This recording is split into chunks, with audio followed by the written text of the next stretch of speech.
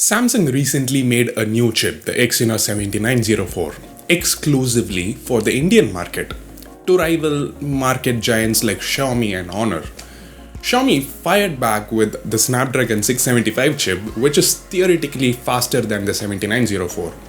But what we are gonna see today is how the Note 7 Pro and Galaxy M30 perform in real life usage. We are gonna check out the CPU performance, app opening times, boot times, and even the speed of the fingerprint scanners. Before we begin, let me introduce myself. My name is Ashwin Sundar. This is Technology Jock. Kindly subscribe to the channel and hit the bell icon if you're excited about this speed test.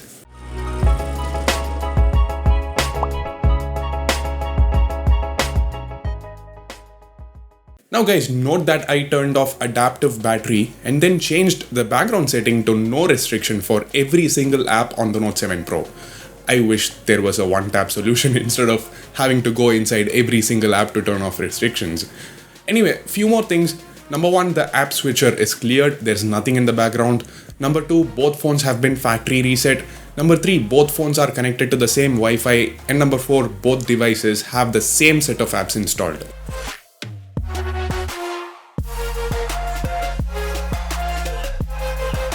Now let's test the fingerprint scanners on both phones. I've unlocked the phones multiple times now and they are quite accurate and consistently fast. And on both phones, I only have to touch the fingerprint scanner like how you would touch a hot vessel without getting hurt.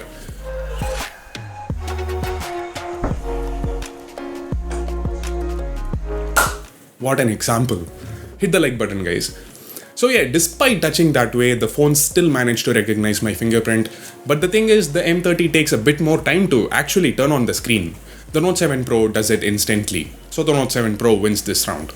Let's now move on to app opening times, which is one of the things that matter the most to any smartphone user. Let's start with the clock app. The Note 7 Pro was a little slow at responding. Twitter, the M30 is slower this time.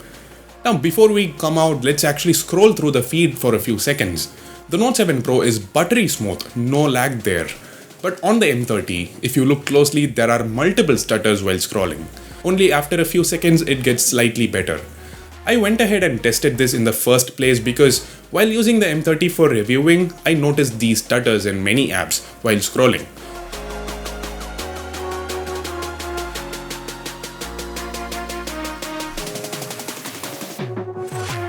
On Instagram, it's slightly better though.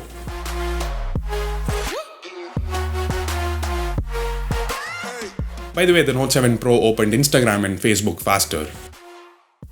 Google Drive, once again the M30 is slower.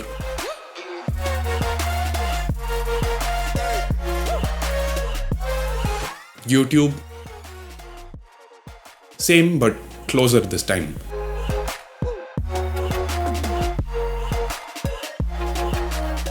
Netflix, Note 7 Pro opens it first. Ghana, Note 7 Pro is far ahead.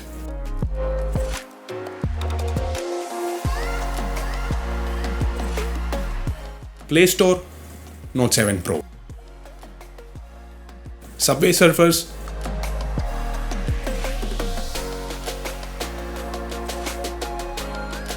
Note 7 Pro. Here again there's a huge difference.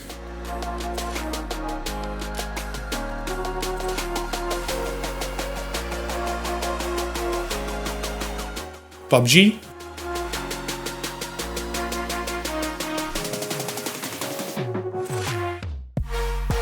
once again Note 7 Pro, but the M30 was only a couple of seconds behind. Let's now go ahead and perform a video render test. I've loaded the same video on both phones. I've set the speed to 75% and the resulting clip is 40 seconds long.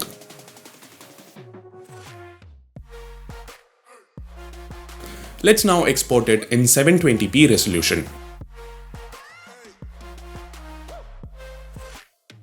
This is a high intensity task and the single core performance of both phones are at play here. Okay, here I'm actually quite surprised because the M30 is not far behind. The Snapdragon 675 chip on the Note 7 Pro is supposed to perform much better here. Anyway, let's now move on to the last row of apps. Phone, Messages, Chrome,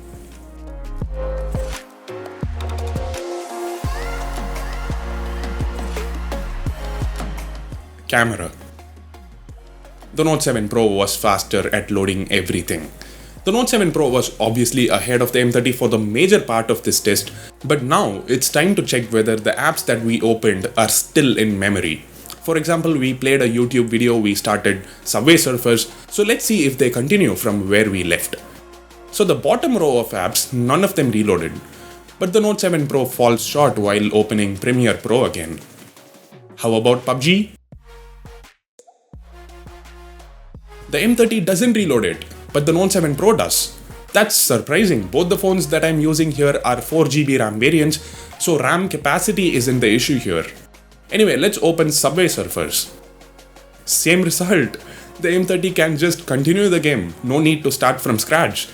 Now guys, I tried this test once before shooting. The Note 7 Pro reloaded many apps, and that's why I went to settings and turned off all sorts of battery saving modes and background restrictions, but looks like it doesn't make a big difference. Anyway, let's open the other apps. Play Store, Gaana, Netflix, YouTube, all of them are in memory on both phones. Google Drive though reloads on the Note 7 Pro. Facebook too takes a bit more time to open up.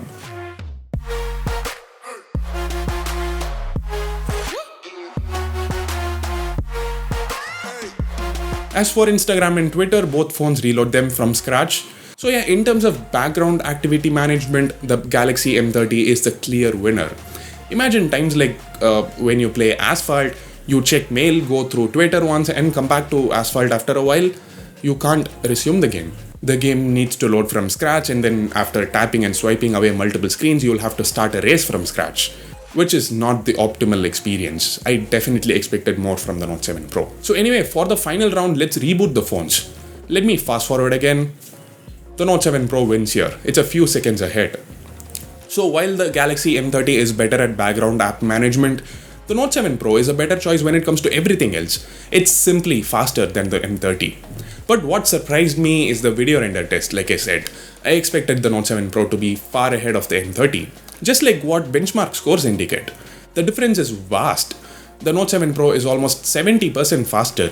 But then when it comes to high graphics games like PUBG and Asphalt 9, I could play them at high graphics on the Note 7 Pro. But they both stutter a lot on the M30, even at medium graphics. So while gaming, the vast difference between both phones can be felt.